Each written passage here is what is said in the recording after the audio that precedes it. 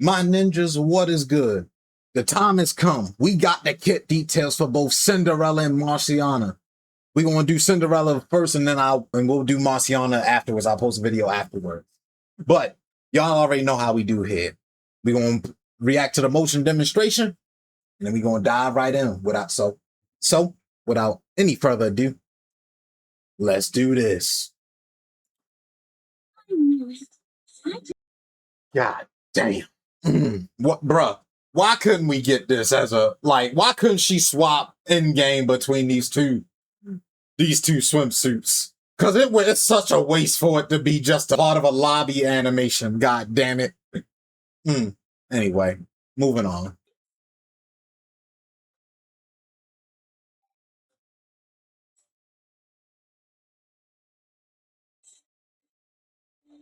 Oh my god. Premium jiggle. God damn. Yo. So got the side booba profile, got everything on just full display, bruh. My thing is, how she jiggling by I mean, I ain't gonna question it, but yeah, I'm one.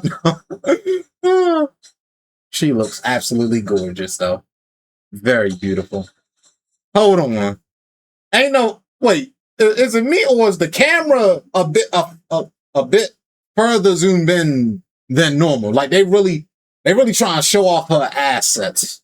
Like, cause that camera, I can tell it's zoomed in a lot more than normal.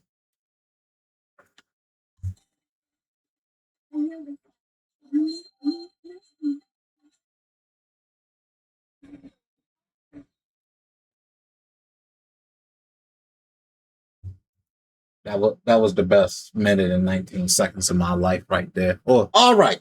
So Cinderella Crystal Wave. We already know she is a burst 3 attacker machine gun cold iron. We knew that already from the live stream.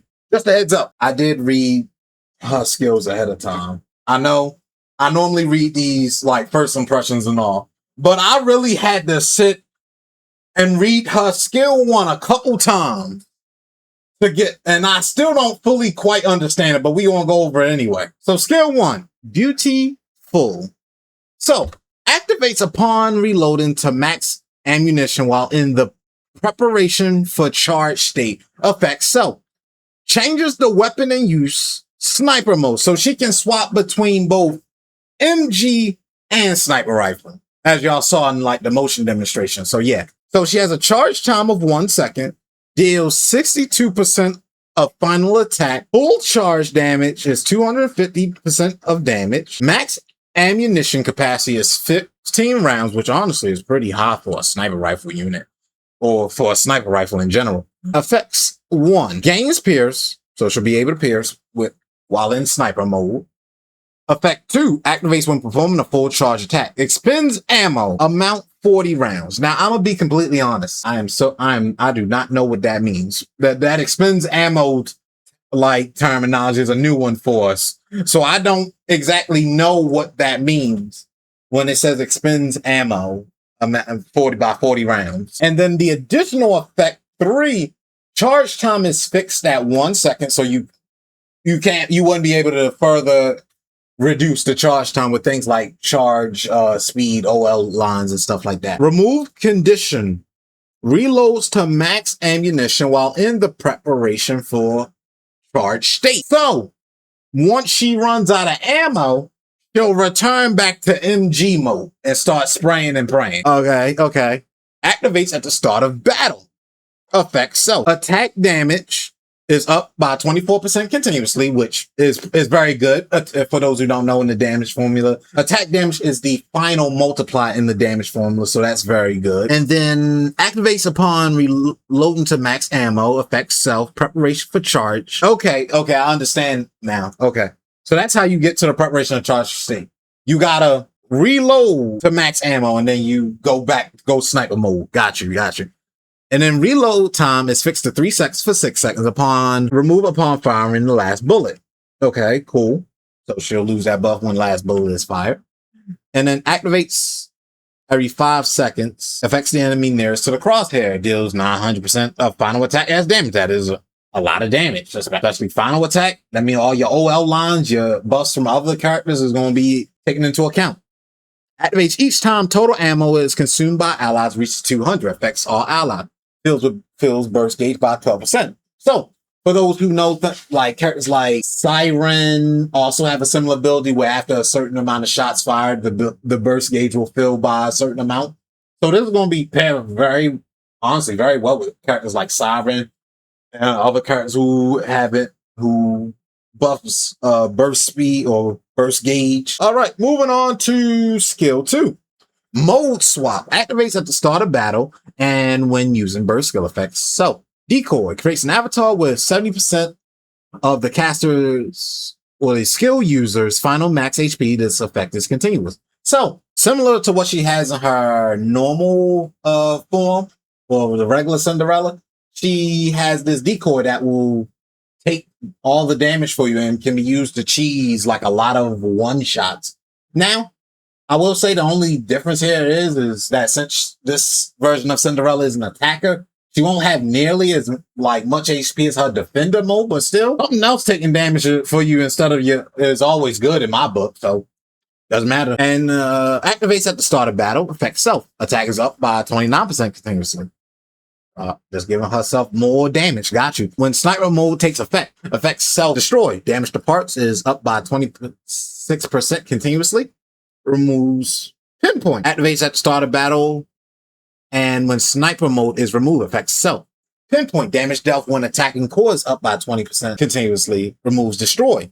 All right. The sniper mode is going to be for destroying parts and piercing and all that. And then the MG mode is going to be for like dealing bonus damage to the core. So I think that she might be the first Nikke who does both increase damage to enemy parts and to damage to core as well. Because normally a Nikke is like one or the other, but she has both increase the damage to parts and core. So she's going to be very versatile, meaning a boss has parts, she's going to be good. If it has core, she's going to be good. And if it has both, going to be even better. All right.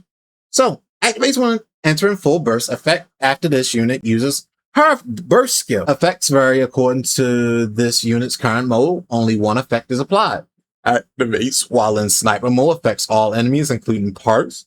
Deals 1,189.66% of final attack is damage. Okay. Activates when not in sniper mode. Activates all allies with active cores. Deals 833.79% of final attack as core strike damage. Okay. Again, doing more damage to certain parts of an enemy depending on what mode she's in.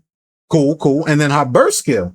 Glass Skipper's full contact W. Affects self attack damage up by 92% for 10 seconds. And then attack up by 65% for 10 seconds. Again, just buffing the absolute heck out of herself, giving herself all the damage. And then lastly, affects the enemy with the highest final attack. Deals 6,000% of final attack as burst skill damage. Again, that multiplier is insane.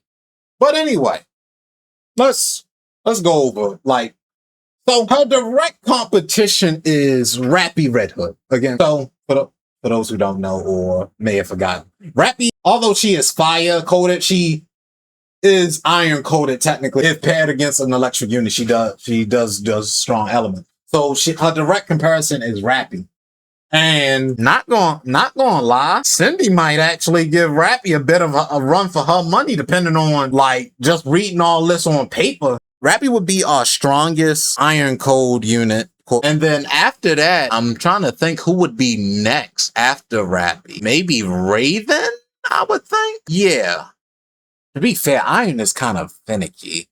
We don't really have much going on for iron. So I'm kind of glad we getting some iron love here. But yeah, Cinderella is looking incredibly strong. I cannot wait to pull for I will be going for MLB when Sydney drops over on Twitch at twitch.tv/Lone Syndicate, by the way.